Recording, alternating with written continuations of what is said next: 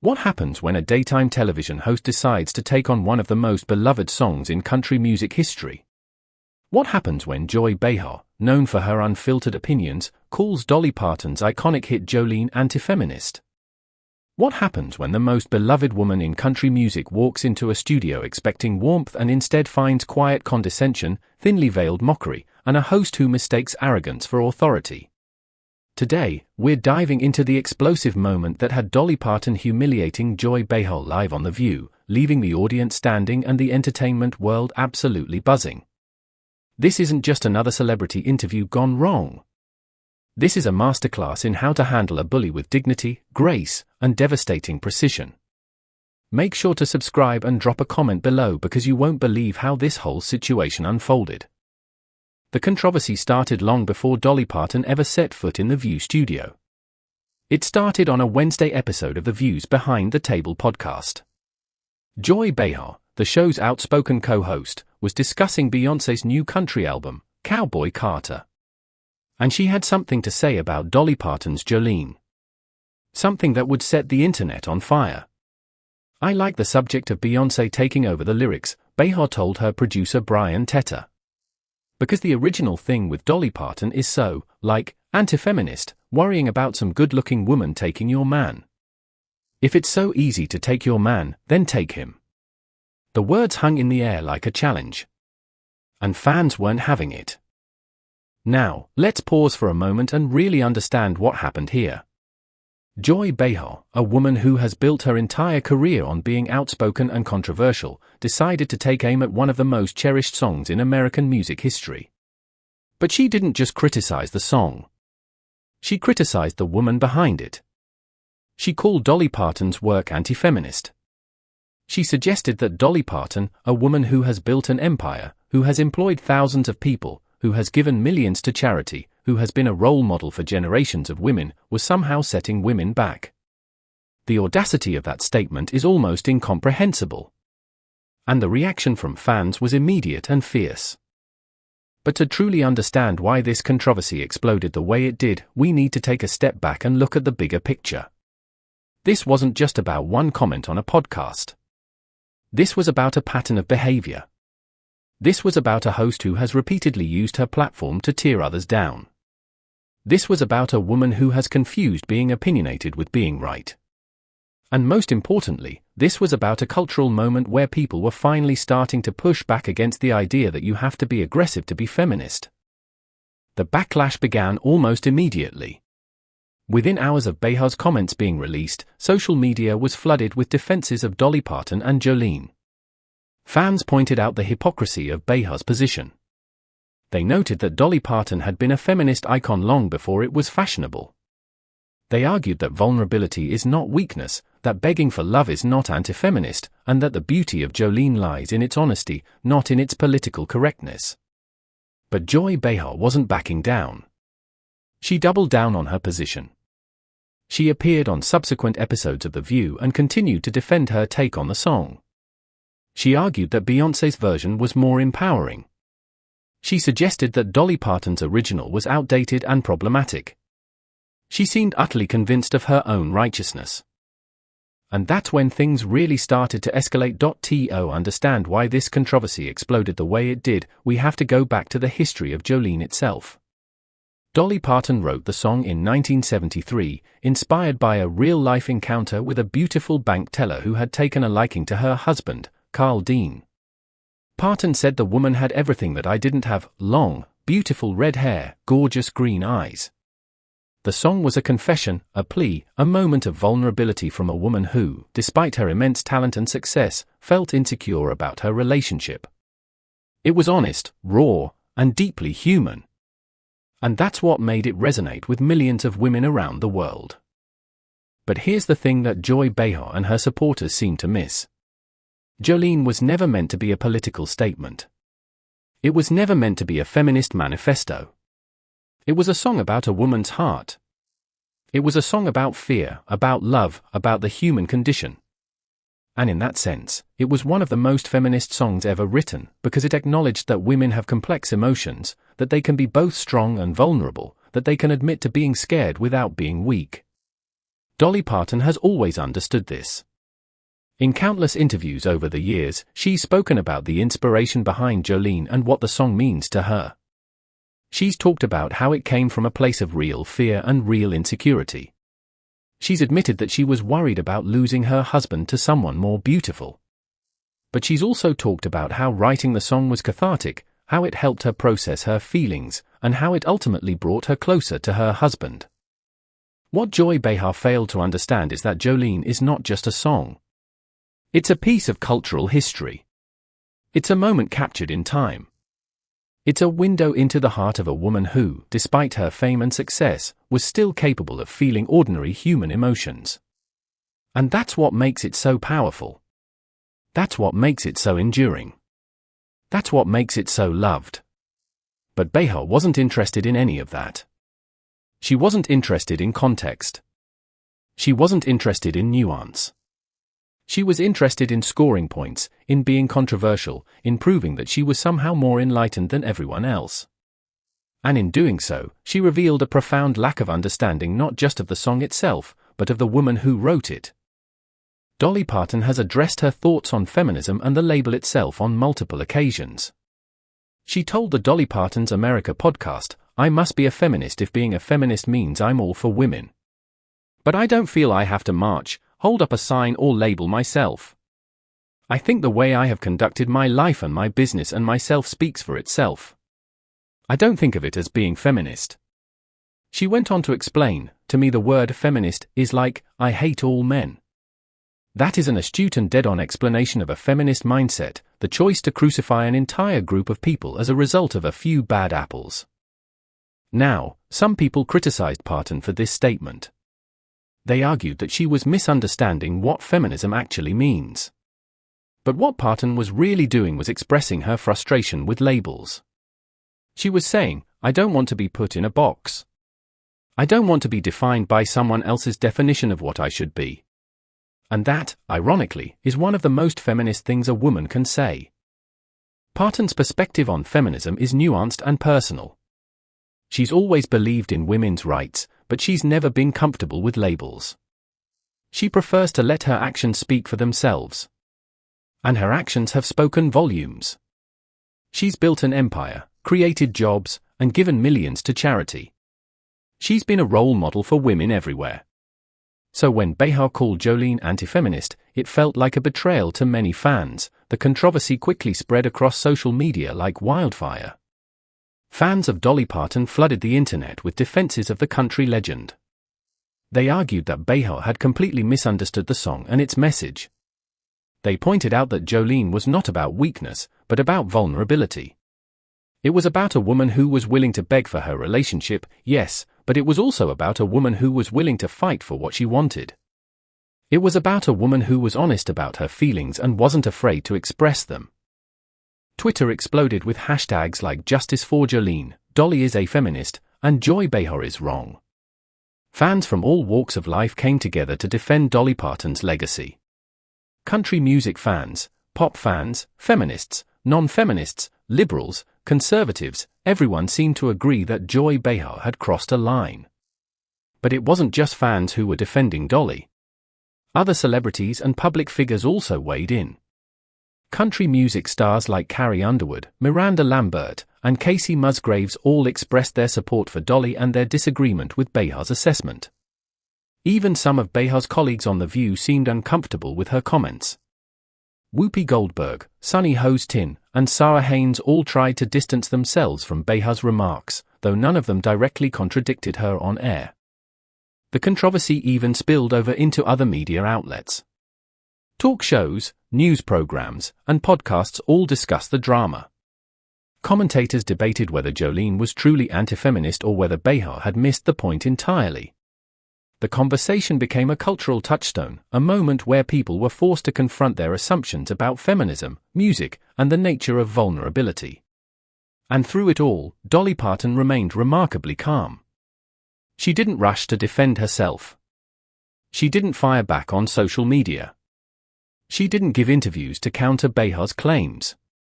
She simply continued living her life, doing her work, and being the person she's always been. It was a masterclass in grace under pressure, a lesson in how to handle criticism with dignity. But what the public didn't know was that Dolly was quietly planning her response. She wasn't going to let this slide. She wasn't going to let Joy Behar attack her character without consequence. She was waiting for the right moment, the right opportunity, to make her feelings known. And that moment would come sooner than anyone expected. Then, the real drama began. Dolly's team reached out to The View to schedule a promotional appearance.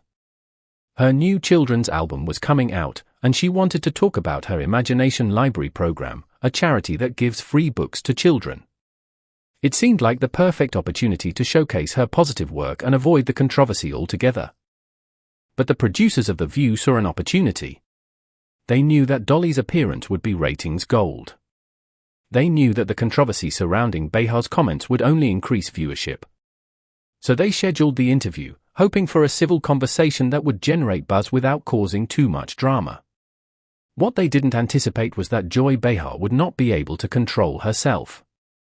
She saw Dolly's appearance as a chance to double down on her comments, to prove that she was right, to humiliate the country legend on live television. And she prepared accordingly, arming herself with arguments and accusations that she hoped would leave Dolly speechless. But Joy Behar had no idea who she was dealing with. She had no idea that Dolly Parton had been fighting battles like this her entire life. She had no idea that Dolly had faced condescension, dismissal, and outright hostility from people who thought they knew better. She had no idea that Dolly had been underestimated and undervalued at every stage of her career. And most importantly, she had no idea that Dolly Parton was about to teach her a lesson she would never forget. To fully appreciate what happened on that fateful morning, we need to understand who Dolly Parton really is. Not the character, not the image, not the carefully constructed persona, but the woman behind it all. And that woman is one of the most remarkable figures in American entertainment history. Dolly Rebecca Parton was born on January 19, 1946, in a one-room cabin in rural Tennessee. She was the fourth of 12 children. Her family was poor, so poor that they often didn't have enough to eat. But Dolly had a gift, a voice that could move mountains, a talent that was undeniable even when she was just a little girl singing in church. She started performing professionally when she was just 10 years old.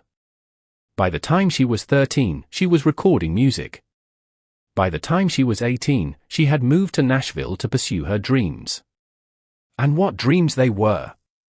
Dolly Parton didn't just want to be famous. She wanted to be the biggest star in the world. She wanted to write songs that would last forever. She wanted to build an empire that would outlive her. And she did all of that. But she didn't do it by being aggressive. She didn't do it by tearing others down. She did it by being herself, by being kind, by being generous, and by working harder than anyone else in the room. Dolly Parton has released more than 50 albums. She has written more than 3,000 songs.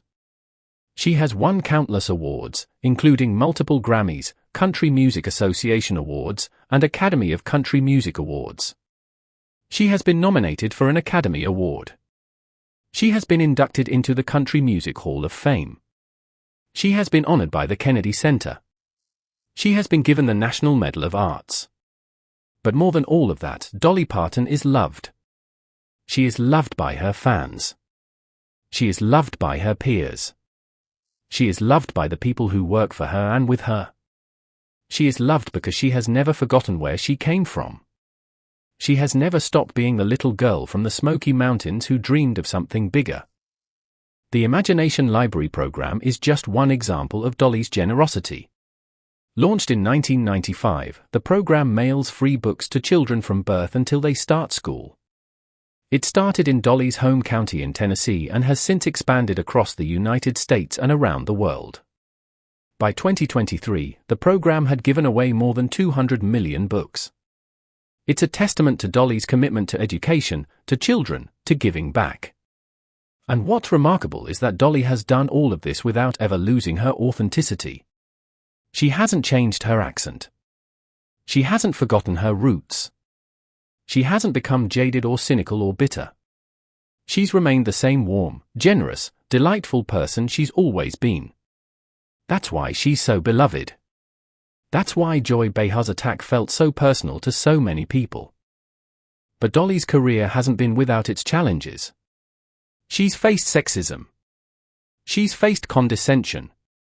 She's faced people who thought she was just a dumb blonde with a big voice and a bigger bosom. She's been underestimated at every turn. And every time, she's proven her critics wrong. She's also faced tragedy. Her husband Carl Dean, the man who inspired Jolene, passed away in 2025 after more than 60 years of marriage. Dolly was devastated, as anyone would be. But she carried on. She continued working. She continued giving. She continued being a beacon of light for millions of people who needed her. Now, imagine losing the love of your life. Imagine grieving for your husband while the world expects you to keep smiling, keep performing, keep being everyone's favorite country aunt. And then imagine someone like Joy Behar attacking your work, attacking your legacy, attacking the very song that was inspired by your love for that man. It's almost too cruel to contemplate. And yet, that's exactly what Joy Behar did. She didn't just call Jolene anti-feminist. She mocked it. She dismissed it. She implied that Dolly Parton, a woman who had just lost her husband of 60 years, was somehow weak and pathetic for writing a song about being afraid to lose him. The insensitivity of that is staggering. The lack of empathy is breathtaking. But Joy Behar has never been known for her empathy. She's known for her sharp tongue, her confrontational style, her willingness to say things that others won't. And while that might make for good television, it also makes for a lot of hurt feelings and broken relationships. When Dolly Parton finally appeared on The View, the studio was buzzing with anticipation. The audience had been primed for drama. Everyone knew about Joy Behar's comments. Everyone was waiting to see what would happen. Would Dolly confront Joy? Would Joy apologize? Would the interview be awkward and tense? Dolly arrived early, dressed in her characteristic elegant style, a beautiful sequin jacket that caught the light and scattered it back like tiny fireworks, looking every bit the country music royalty that she was. She exchanged pleasantries with the crew, signed a few autographs, and prepared for what she expected to be a standard promotional interview. But something felt different today. The energy in the room was tense, and Joy Behar seemed unusually agitated, even before the cameras started rolling. She was pacing backstage, muttering to herself, practicing what she was going to say. The other co-hosts were watching her nervously, exchanging worried glances. Even Whoopi, who had seen just about everything in her long career, looked concerned. When the cameras finally started rolling, the conversation started on safe ground. The co-hosts discussed various topics, and Dolly shared her thoughts with her characteristic warmth and humor. She talked about her new album, her upcoming projects, and her thoughts on the music industry. She was engaging, thoughtful, and gracious, exactly what viewers had come to expect from her. But Joy was barely containing herself. You could see it in her eyes, the way she kept leaning forward, the way she kept interrupting, the way she kept trying to steer the conversation toward the controversy. She wanted to go there. She needed to go there. She was like a shark smelling blood in the water. And then it happened. The moment that would change everything. Joy Behar leaned forward, her eyes narrowing with that familiar gleam of someone about to deliver what she thought was a killing blow. Dolly, let me ask you something. You've spent your whole career being sweet, being likable, being everyone's favorite country aunt. But isn't that just a performance? A carefully constructed image designed to sell albums and concert tickets? And what about your song Jolene? Some people say it's anti-feminist. What do you have to say about that? The accusation was delivered with Joy's typical bluntness, but this time she had clearly crossed a line. Dolly's eyes flashed with something that went beyond mere annoyance. This was personal now. She'd spent her entire career being dismissed by people who thought they knew better. She'd been told she was too country, too simple, too nice. She'd been underestimated her entire life, and she'd always proven her critics wrong. But Joy Behar wasn't just underestimating her. She was attacking her character, her integrity, her very identity. She was suggesting that everything Dolly had built, everything she had achieved, everything she had sacrificed was just a performance, just an act, just a way to sell records. It was the most insulting thing anyone had ever said to her. The studio fell silent. The other co-hosts froze. The audience held its breath. Everyone was waiting to see how Dolly would react. Would she get angry? Would she cry? Would she storm off the set? But Dolly didn't raise her voice. She didn't get flustered. She didn't give Joy the satisfaction of losing her composure. Instead, she leaned forward, her eyes steady and calm, her voice carrying that unmistakable Tennessee warmth that had made her a legend. "Joy," she said softly, "let me tell you something. I didn't spend a lifetime writing songs about real people and real pain to be told how I'm allowed to feel. I'm not here for applause. I'm here because honesty still matters." The words landed like a thunderclap. The audience fell silent. The other co-hosts froze. And Joy Behar, for perhaps the first time in her career on The View, was momentarily speechless. Joy Behar, stunned by Dolly's response, tried to regroup. She attempted to laugh it off, but the laugh came out thin and unconvincing. "Oh, please," she snapped, her voice trembling slightly. "I'm just saying what everyone's thinking. You've been playing the same character for decades, and people eat it up because it makes them feel comfortable. But it's not real. It's a performance." Dolly's eyes narrowed slightly, but her voice remained steady, calm, almost serene. "You think you know me, Joy? You think you know what's real and what's not? Let me tell you something. What's out of touch is confusing comfort with truth and polish with meaning. Music was never meant to be tidy. And it was never yours to manage." The audience gasped. It was a moment of pure, unscripted drama, the kind of television moment that gets replayed for years. Joy's face flushed red with anger. She wasn't used to being challenged like this. She wasn't used to being put in her place. And she certainly wasn't used to being humiliated on her own show. Joy opened her mouth to fire back, but Dolly wasn't finished. She continued, her voice rising slightly, but still controlled, still measured. "You sit here behind your fancy desk with your fancy microphone, and you think you know what's best for everyone. But you don't know what it's like to be a little girl in Tennessee who had nothing but a dream and a voice.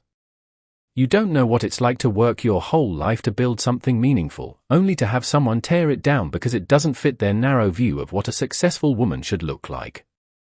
She paused, letting the words sink in. The studio was deathly quiet.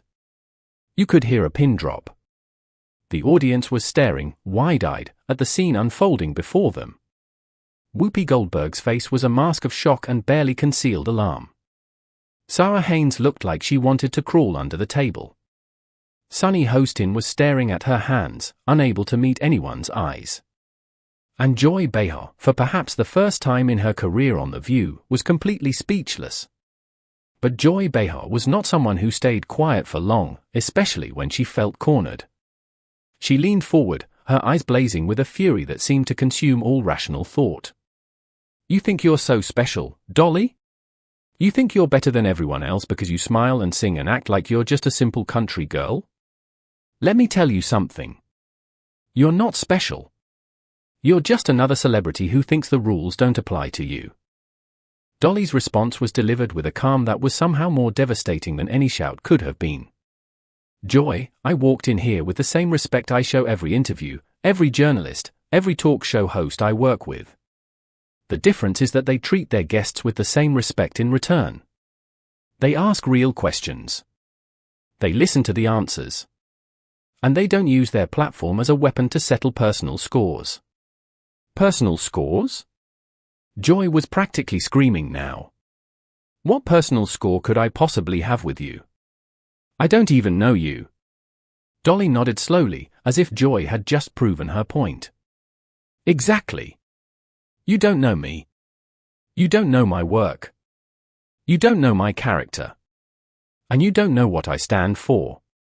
But that didn't stop you from attacking me from the moment I sat down. That didn't stop you from making assumptions and hurling accusations. That didn't stop you from turning what should have been a professional interview into a personal vendetta. Then came the moment that would be replayed for years. Joy Behar, completely losing her composure, screamed at the producers, "Stop! Cut this, get her out of my studio." But it was already too late. The cameras were rolling. The moment had been captured. And Dolly Parton, calm and unmoving, delivered the final blow. "You don't get to lecture me about truth while deciding which voices are acceptable," she continued, measured but unwavering. "I didn't spend a lifetime writing songs about real people and real pain to be told how I'm allowed to feel. I'm not here for applause, I'm here because honesty still matters." The audience erupted. People were on their feet, clapping, cheering, whistling. It was the kind of moment that happens once in a generation. The kind of moment that gets replayed for years. And Joy Behar, sitting alone at her desk, her face a mask of utter devastation, seemed to realize that she had just lost the battle, the war, and her reputation all in one morning. Whoopi tried to salvage the show. "Well," she said, her voice trembling slightly. "That was certainly unexpected." But Joy wasn't done. She stood up abruptly, her chair scraping against the floor. "I can't do this," she said, her voice cracking. "I just can't." Without another word, she ripped off her microphone and threw it onto the desk. Then she turned and stormed off the set, leaving behind a studio full of stunned faces and an audience that had just witnessed one of the most humiliating moments in television history. The cameras kept rolling for a few more seconds, capturing the uncomfortable silence, the audience still standing, the co-hosts exchanging helpless glances. Then, finally, the floor manager's voice cut through the chaos. "Cut to commercial. Cut to commercial now." But the damage had been done.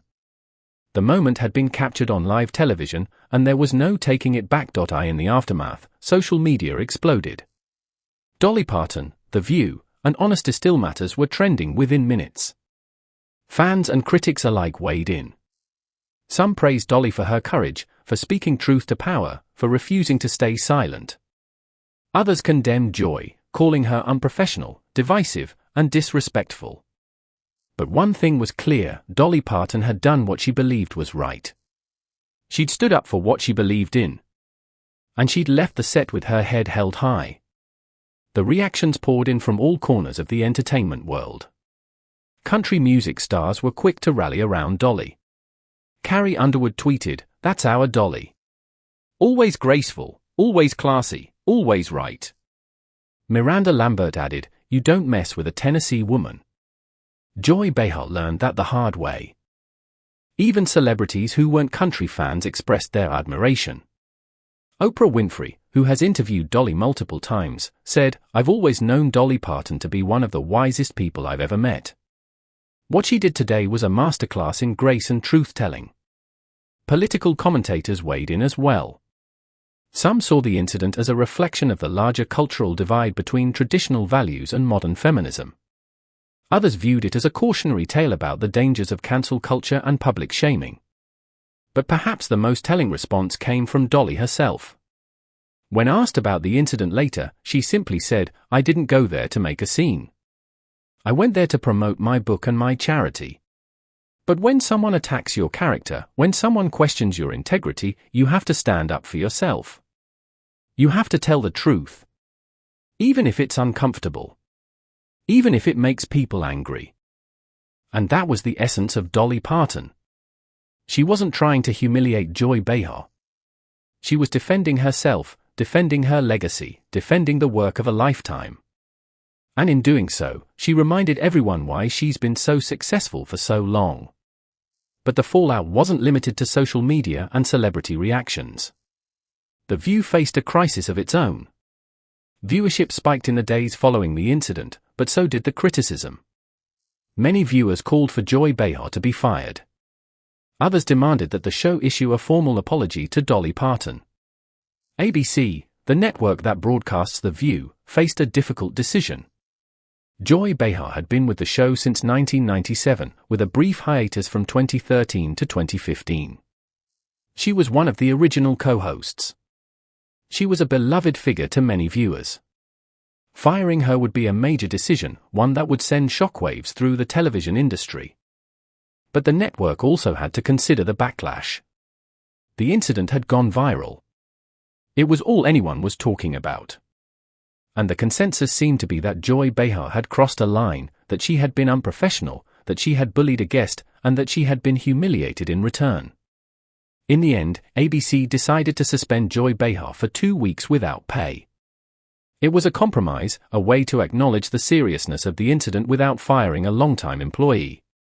The statement that accompanied the suspension was carefully worded: "We value all of our hosts and their contributions to The View.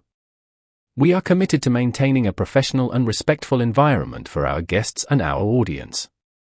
Joy Behar herself remained silent for several days after the incident. She didn't appear on The View. She didn't give interviews. She didn't post on social media.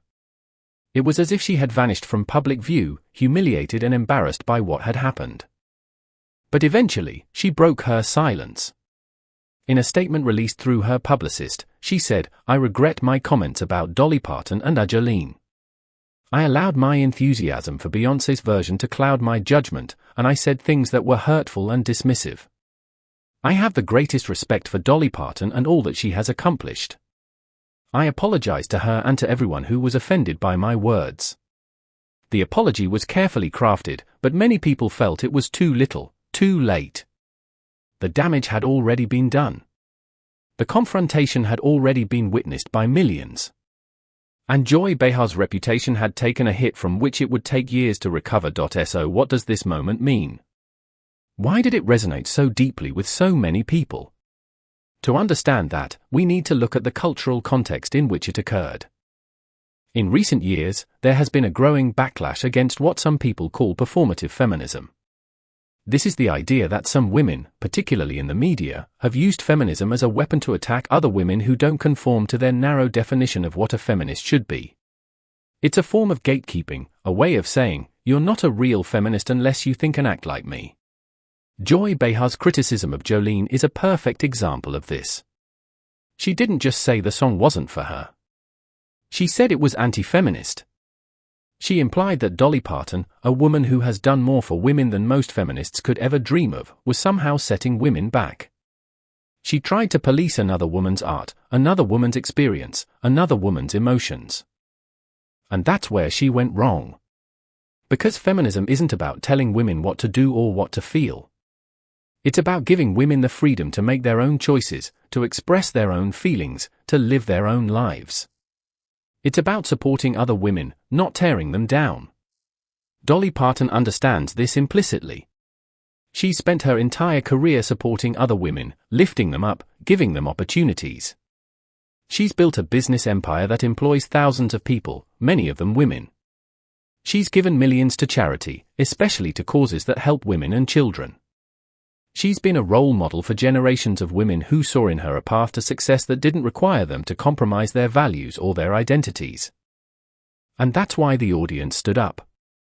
That's why they cheered. That's why they celebrated Dolly's response. It wasn't just about Joy Behar being humiliated.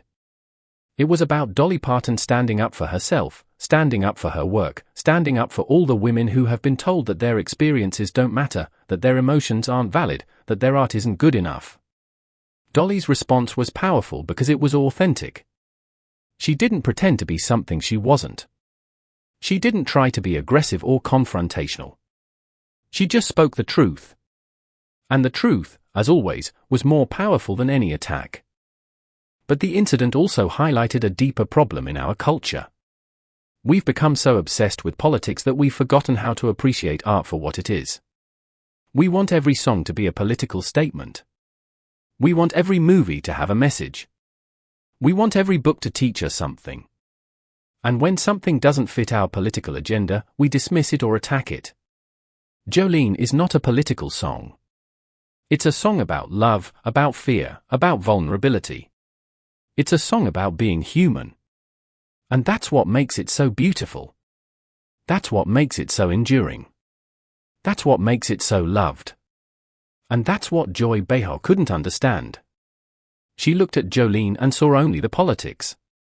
She saw a woman begging, and she thought, that's weak. She saw a woman admitting her fears, and she thought, that's anti-feminist. She saw a woman being vulnerable, and she thought, that's unacceptable. But Dolly Parton saw something different. She saw a moment of truth. She saw a reflection of the human condition. She saw a song that had touched millions of people because it was honest, because it was real, because it was true. And that's why the audience stood up. Because Dolly Parton was defending not just herself, but all of us. She was defending the right to be vulnerable. She was defending the right to be honest. She was defending the right to be human. What happened on The View that day will be remembered for years to come. It was one of those rare moments in television history where everything aligned perfectly: the tension, the confrontation, the resolution, and the aftermath. But beyond the drama, beyond the entertainment, there is a deeper lesson to be learned. And that lesson is about the importance of staying true to yourself, even when others try to tear you down. It's about the power of authenticity in a world that often values performance over truth. Dolly Parton has always been a master of authenticity. From her earliest days in the music industry, she refused to compromise her identity. She kept her accent. She kept her style. She kept her values. She didn't try to be something she wasn't, even when record executives and industry insiders told her she needed to change. And that authenticity is what has made her so successful. It's what has made her so loved. It's what has made her so enduring. Because people can tell when someone is being real. They can tell when someone is being honest. And they respond to that honesty with loyalty and affection. Joy Behar, on the other hand, has built her career on confrontation and controversy. She's known for saying things that others won't say. She's known for being blunt and outspoken. And while that has made her successful in some ways, it has also made her enemies. It has also made her vulnerable to moments like this. What happened on The View was not just a clash between two strong women. It was a clash between two different approaches to life. Dolly Parton's approach is one of grace, dignity, and authenticity. Joy Behar's approach is one of confrontation, aggression, and performance. And in the end, grace won. The audience knew it. The co-hosts knew it. And deep down, Joy Behar knew it too. That's why she stormed off the set. That's why she couldn't face the cameras. That's why she had to be suspended. Because she had been defeated not by a more aggressive opponent, but by a more authentic one. Dolly Parton didn't humiliate Joy Behar. Joy Behar humiliated herself. She humiliated herself by being petty, by being dismissive, by being cruel. And when Dolly Parton responded with grace and dignity, the contrast was so stark that everyone could see it. And that's the real lesson here. You don't have to be aggressive to be powerful. You don't have to be confrontational to be strong. Sometimes, the most powerful thing you can do is simply be yourself, speak the truth, and let the chips fall where they may. Dolly Parton did exactly that. She spoke the truth. She defended her work. She stood up for herself.